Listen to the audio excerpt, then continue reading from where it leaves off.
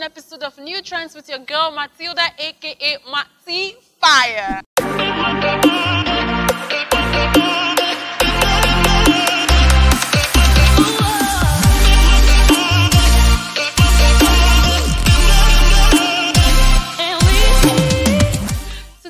Guys, I know that a lot of things affecting us in this country have been making headlines on your timeline, and I'm here to highlight them and discuss them with you. But before we go right into it today, I'd like you to please click on the subscribe button and turn on your post notifications to get more updates from us. Thank you so much as you do that, so let's drive.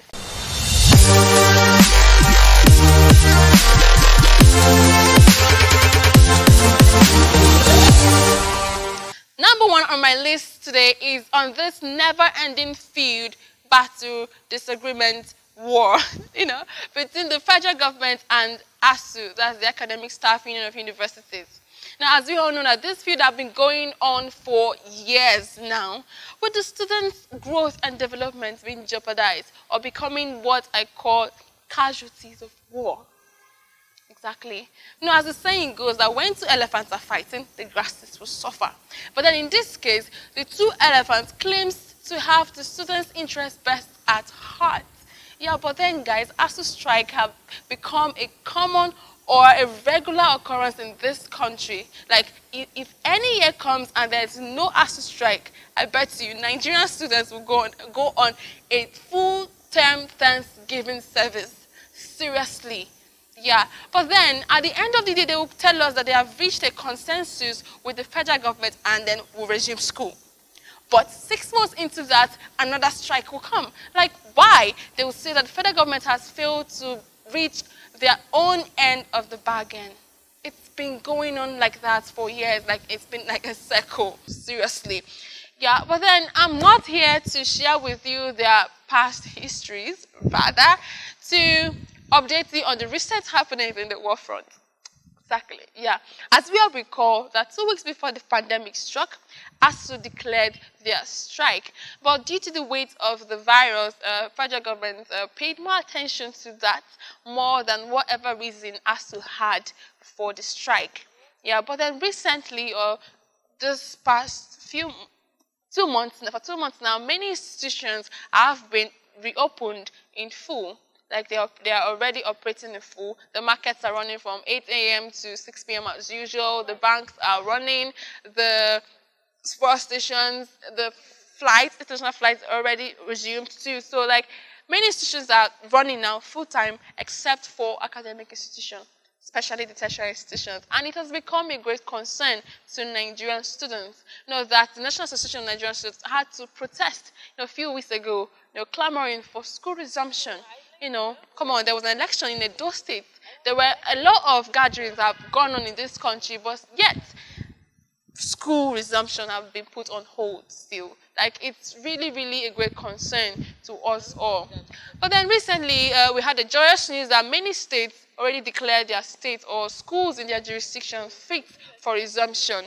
But our joy was cut short when ASU said or faulted that decision to reopen those schools, saying that many schools in this country, many schools in this country do not have the facilities or equipment or infrastructures needed or required for curtailing the wild spread of the virus. They said, and I quote, that it is suicidal for schools to resume if the federal government refuses to provide this fund they've been clamoring for years.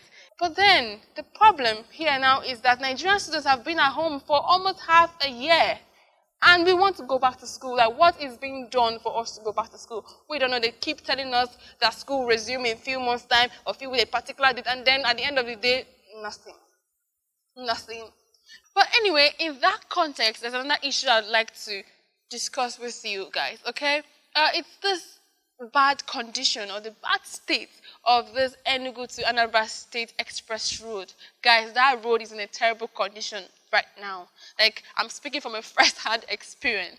I'm going to tell you in a story, okay? A few weeks back, I traveled from Enugu to Anambra, but guys, that journey was really, really unpleasant. right? You know, as normal people do when traveling, we put out our phone and watch a movie or listen to music, you know, to keep us entertained as we moved. I did that because I'm normal, yeah. Then, 40 minutes or an hour into this journey, I had a loud bang, boom, boom, boom. My God, what was going on? At first, I thought it was another bus colliding with mine or vice versa. But guys, guess what? That was my head. That was my head being tossed around the bus, hitting every part of this bus. Like, seriously, but the last hit was when I was forcibly drawn back and my neck got hit on an iron. Seriously, and I'm like, what is going on? Seriously, guys, it was as a result of potholes widely spread on that road. Like, guys, those potholes have become so deep, you know, due to the rain and erosion of some sort, but like, it has become so deep. Seriously, like, the worst part is that every vehicle using that road all are struggling on one lane. Both the vehicles coming and those going forth, so they're all struggling on one lane. And, like, it was really, really, really terrible. Seriously. And then as I thought that, okay, a few minutes, you know, I will get over it. But guys, that went on for completely 2 hours. I was being tossed around in the bus. You can imagine that. And it got worse when we got to a junction and then our bus got stuck in a big ditch. And in that particular junction, we had trailers coming towards and those going forward. So they were all struggling to get out of that junction. Like, you can imagine how terrible that road is. Like, getting to Anambra, seriously, I had body pains, like heavy headache as a result of how terrible my journey was. Now, like, can you imagine when this school resumes now and that road is still like that?